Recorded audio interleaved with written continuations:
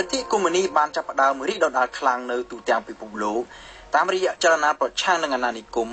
ដែលចាប់ផ្ទុះឡើងនៅក្រៅសង្គ្រាមលោកលើកទី2នៅឥណ្ឌូចិនដែលស្ថិតក្រោមអាណានិគមបារាំងក៏មានចលនាកុម្មុយនីសមួយដែរគឺបកកុម្មុយនីសឥណ្ឌូចិន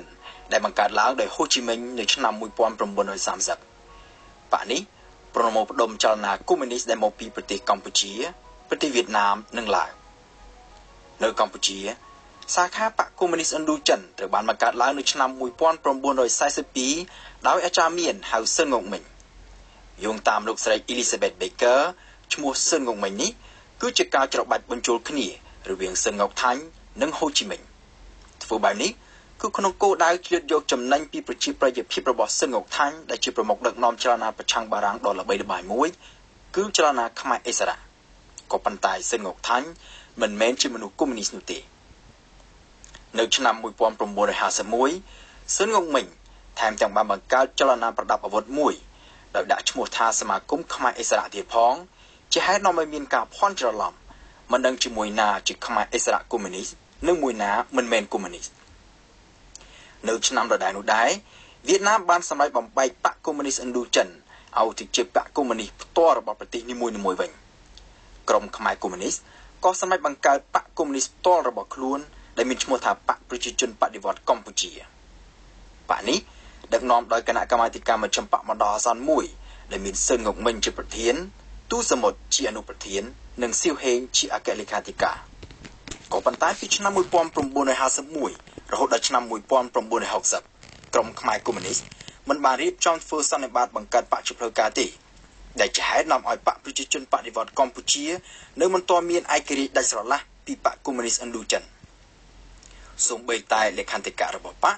ក៏វៀតណាមជាអ្នកសរសេរឲ្យដែររួចទើបយកមកបកប្រែជាភាសាខ្មែរក្រោយពីសន្និសីទក្រុងហ្សឺណែវខែកក្កដាឆ្នាំ1954ដែលកិច្ចព្រមព្រៀងបានហាមឃាត់មិនឲ្យមានចលនាតស៊ូប្រដាប់អាវុធនៅលើទឹកដីកម្ពុជាបកប្រជាជនបដិវត្តន៍កម្ពុជាក៏បែកខ្ញែកគ្នាជា3ក្រុមមួយក្រុមរួមមានស៊ិនងុកមិញកែវមនីមីផូ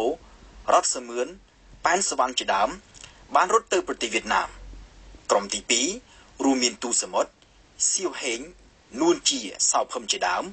នៅបន្តសកម្មភាពជាសម្ងាត់នៅក្នុងប្រទេសកម្ពុជាចំណែកក្រុមទី3រួមមានកៅមាសនូនសួនប៉ែនយុទ្ធជាដើមបានបង្កើតជាគណៈបកស្របច្បាប់មួយឈ្មោះថាគណៈបកប្រជាជនដើម្បីចូលរួមប្រកួតប្រជែងក្នុងការបោះឆ្នោតជាតិក៏ប៉ុន្តែក្រុមទាំង3នេះនៅតែបន្តការតាក់ទងគ្នាជាប្រចាំការដែលចលនាខ្មែរកុម្មុយនីសត្រូវបែកជាពីរដោយមួយបែករត់ទៅប្រទេសវៀតណាមហើយមួយបែកទៀតនៅក្នុងប្រទេសកម្ពុជាបែបនេះទំនងជាមូលហេតុចម្បងមួយ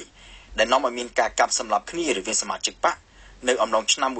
1975ដល់ឆ្នាំ1979រហូតដល់ខ្មែរកុម្មុយនីសមួយក្រុមដែលរត់ទៅវៀតណាមបាននាំតង់វៀតណាមមកវាយខ្មែរកុម្មុយនីសក្នុងស្រុកដែលជាអតីតសហការី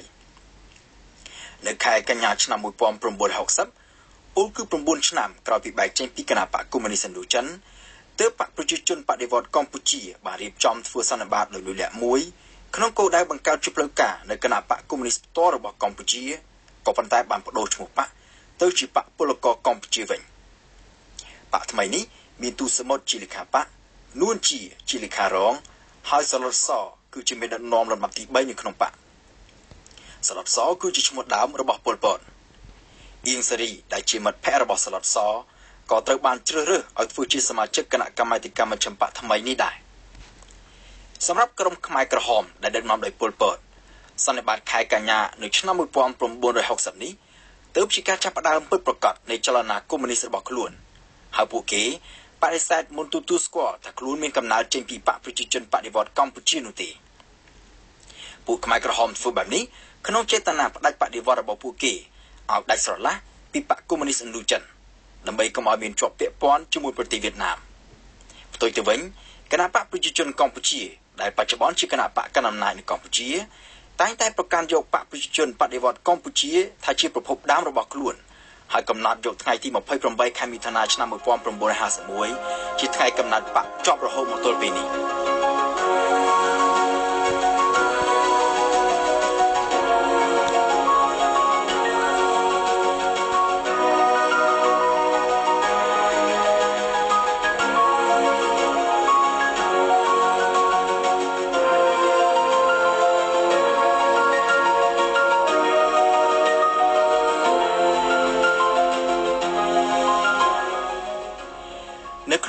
ស៊ូផ្នែកនយោបាយនៅចន្លោះទសវត្សរ៍ទី50និង60ខ្មែរកុម្មុយនីស